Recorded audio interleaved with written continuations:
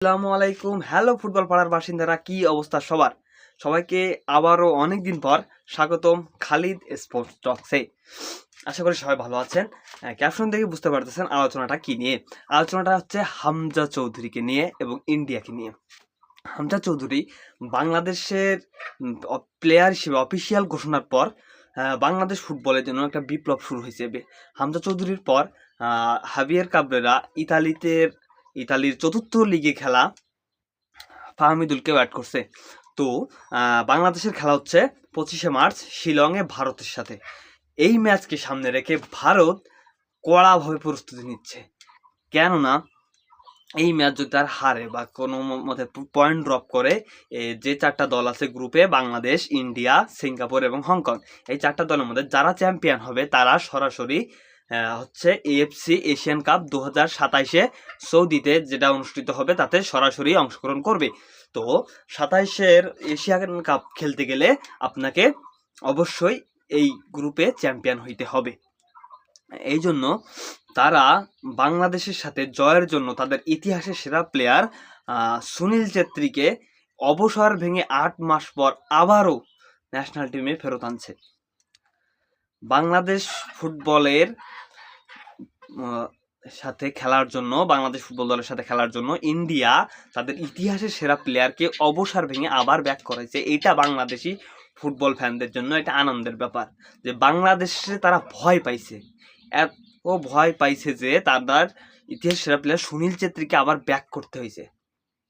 কারণ এইখানটাতে সুনীল ছেত্রী কিন্তু ইউরোপে খেলছে, কিন্তু মাত্র 3টা ম্যাচ খেলছে লিগা পর্তুগাল 2-তে, দ্বিতীয় ডিভিশনে পর্তুগালের। সেখানে মাত্র 3টা ম্যাচ খেলছিল, একটা গোল ছিল তার। সে স্পোর্টিং সিপির বি টিমে খেলতো, 3টা ম্যাচ খেলছিল, এর বেশি খেলার সুযোগ হয় নাই। তারপরে সে এমএলএসেও গেছে, কিন্তু সেখানে খেলতে পারে নাই। সে তার ক্যারিয়ার সম্পূর্ণটা বেঙ্গালুরুতেই কাটাই দিছে। বেঙ্গালুরু এফসি, সে মোহনবাগান, তারপরে ইস্ট বেঙ্গল 2 দলেই খেলছে এবং শেষমেশ বেঙ্গালুরুতে ক্যারিয়ার রাখছে শেষ পর্যন্ত। এখনো পর্যন্ত সে বেঙ্গালুরুতেই খেলে।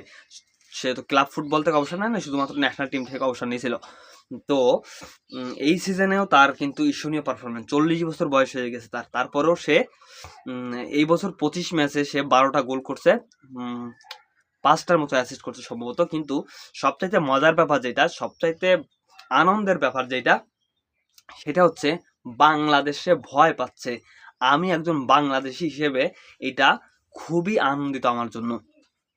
ভারত বাংলাদেশকে ভয় পাচ্ছে ফুটবলে, তাদের ইতিহাসের সেরা প্লেয়ারকে ব্যাক করানো লাগতেছে শুধুমাত্র বাংলাদেশের সাথে খেলবে তাই।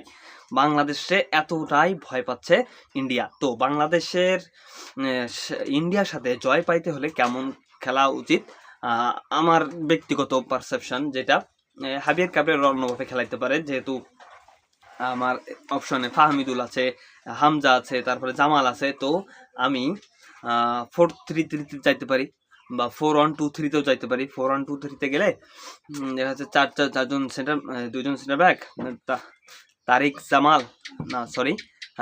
আর তপু, তারিক কাজিম, তপু বর্মন, এবং সাইডে বিশ্বনাথ এবং রাইটে বিশ্বনাথ এবং লেফটে সাদুদ্দিন, এবং একজন ডিফেন্সিভ মিডফিল্ডার, সেটা হচ্ছে হামজা চৌধুরী না, জামাল ভুইয়া, এবং মাঝখানে যে সামনে 2জন, সেটা হচ্ছে ফাহমিদুল এবং হামজা, বা ফাহমিদুল বা হামজাকে না নিয়ে শুধুমাত্র হামজাকে নিয়ে ফাহমিদুলকে বেঞ্চ করায় মোরসালিন দিয়ে স্টার্ট করানো যায়, এবং সামনে আলামিন, এই পাশে ফয়সাল ফাহিম এবং অন্য পাশে রাকিব হোসেন। এটা যদি হয় বাংলাদেশের স্কোয়াড, বা 4-3-3-তেও খেলানো যাইতে পারে, তারপরে 4-1-2-3-তেও খেলানো যাইতে পারে। এইভাবে যদি খেলে বাংলাদেশ, তাহলে ইন্ডিয়াকে বধ করা অনেক সহজ হবে। সবাই ভালো থাকবেন, সুস্থ থাকবেন এবং বাংলাদেশ ফুটবলের সাথেই থাকবেন। ধন্যবাদ।